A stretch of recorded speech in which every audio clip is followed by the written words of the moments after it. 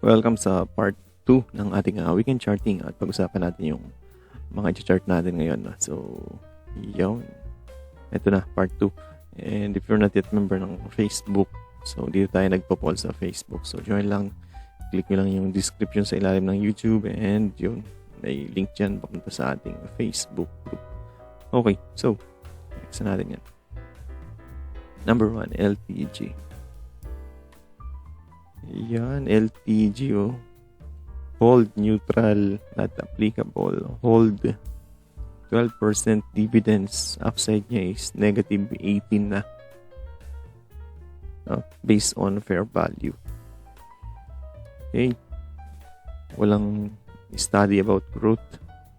Baba ng growth niya ngayon, no? Parang 2.30 or 2.94 lang.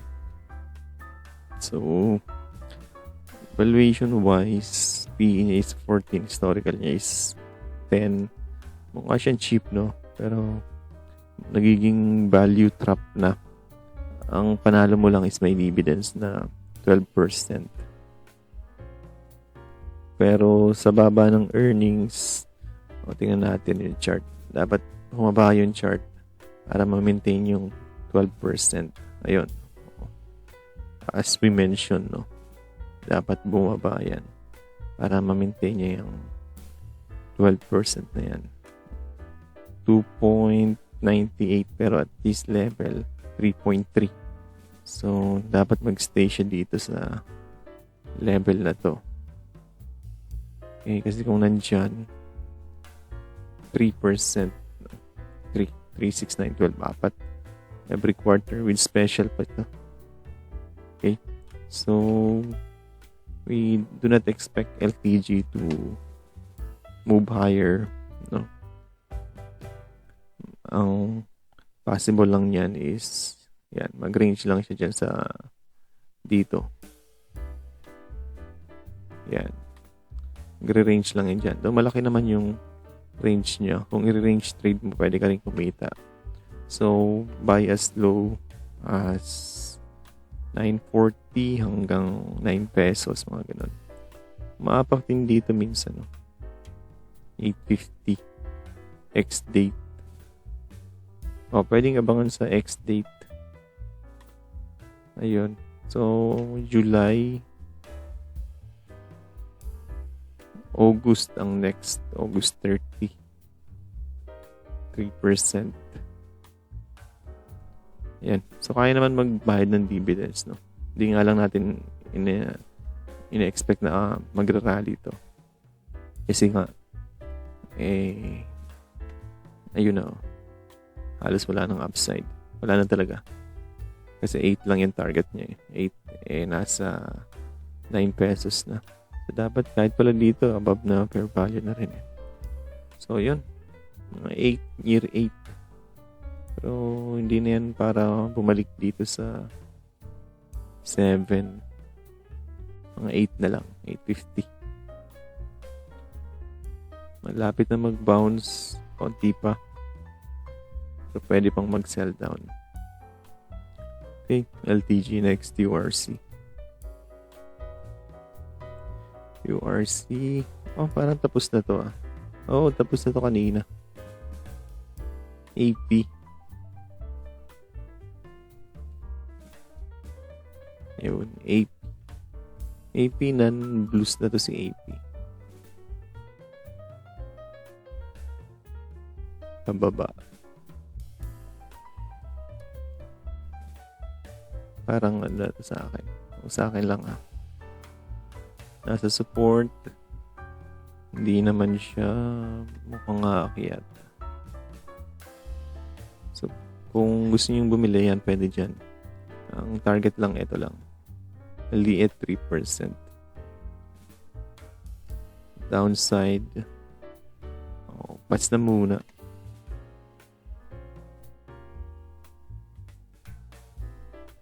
Ayun.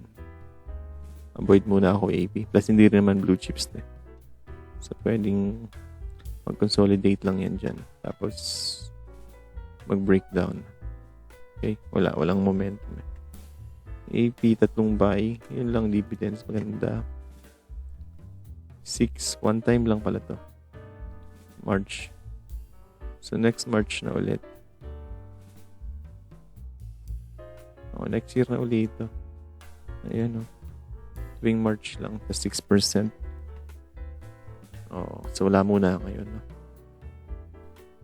17 this year, ang estimates, pero 0.05 lang nabigay. Plus, next year, negative 12 pa to.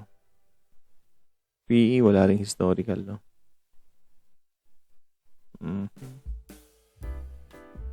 Pas muna AP. Kayo kung gusto nyo, pwede nyong bilhin dyan. Pero pag nabasag, di cut ulit. Kasi ito na. Yan ang next. So, ayun range, wedge. Okay, next, AP. Sirit. Okay, wala. Sirit yun. Suspended ang rating by 17% dividend. Earnings 2024 425 wala. 24 meron. Above estimates, no? 17 over 11. So goods, mababa na nga lang yung yield niya. Pero okay pa yan, 7%, no? Kasi PH10Y pababa. PH10. Yan, so pababa na yung Philippine yield, bonds yield. Kaya goods na yan. Si REIT. Lahat ng REITs actually. Okay. Problem lang, saan ang bibili? Saan ang magandang entry? May dividends pero bumagsak outside. Ayun. Doon, ang magandang entry nun, 271.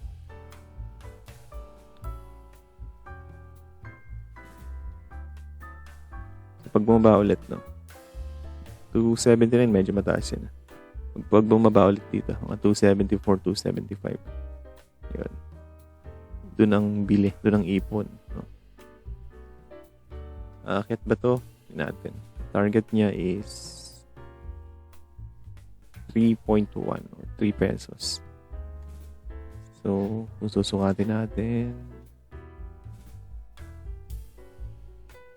yun, 11% na lang upside. Medyo maliit na rin. Pero maganda dyan, kung mahit man yung 11% upside, plus yield mo naman na, let's say, 1 year, 7%, o di 17 yun. Dahil lumiliit yung yield habang maakyat, o di basta above 12 pa rin yun. Di lang, 15, mga ganun. So, okay pa si rate. Basta dito ang bili. Below 2.8 pero as low as mga near 275.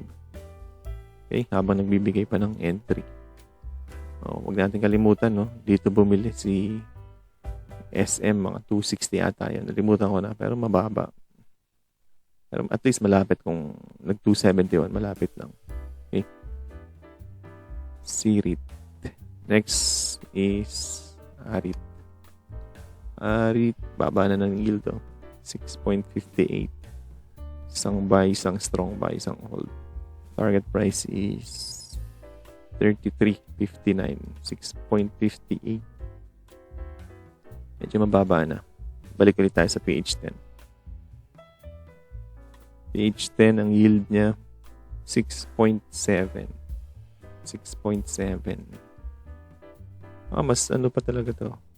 Mas premium talaga si Arit above other REITs, no? Ang play na lang dito is kung pumasok sa index, no? Kung by August, tama-tama, malapit na. June, July, August. Kung papasok sa index, yun, may chance pa. Pero kung hindi yan papasok sa index, dyan na lang yan mag-consolidate. mag-aantay na yan ng rate cut para umakyat. Since, ano na naman malapit na rin. No? Pero kung fair value lang usapan, 44. Ayan. 40. Pwede rin fair value, 40 pesos. Fair value usapan, 40 pesos. Yun, 16% upside. Oh. Okay pa rin.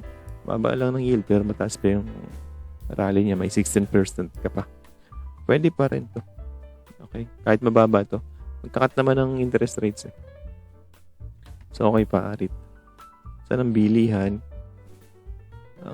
Kung i-range, yan ang bentahan, 37, 34.7, 35. Ang bilihan dito sa linya, 32 or MA 233.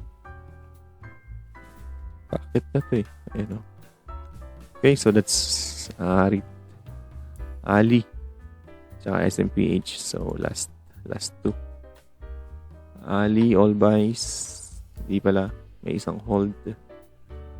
Net profit, 22. Okay yan. Okay din ng debt. Ang ganda ng earnings. Above estimate. 44. Pero target is 11 lang. So, kaya strong si Ali.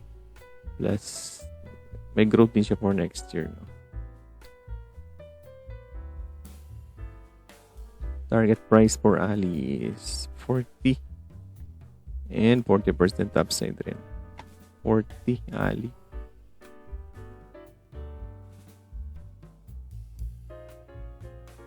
Layo na 40. Anyway, hindi ito matatamaan agad bukas, no? Mga taon yan. Say, mga 1 to 2 years. So, may range, no? May range. Pero, hindi laging tumatama sa range, sa upper band. Dapat ito. Yan. Benta na yan. Sign of selling pressure na yan. Kasi nag-red na nag-doji, tapos nag-red. Sell talaga yun. So, kahit dito lang. Diba? 8%. Okay na rin yun. So, next entry dito ulit. Range lang naman That's done. Maganda yan kung mag-console dito. Scenario B. At saka mag-rally. Pwede rin mangyari yan. No? Mas may chance yung B. Pero dahil may ghost month pa, at least mga 40% yung A. Okay? SMPH. Tingnan natin to. May insider na, no? May foreign buying na. Plus, ano nga pala to? Plus, buyback. SMPH naman, ganun din, no? Solid candle, pero hindi humabot pa dun. Pero pwede na mag-TP. TP na yan. Okay, so, eto lang yung mga yun. Eto lang. Pwede na magbenta-benta. Bili ulit near 26. Medyo pababa pati. Teka.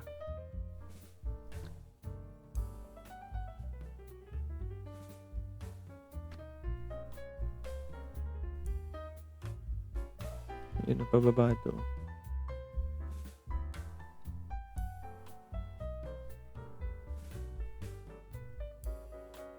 Okay.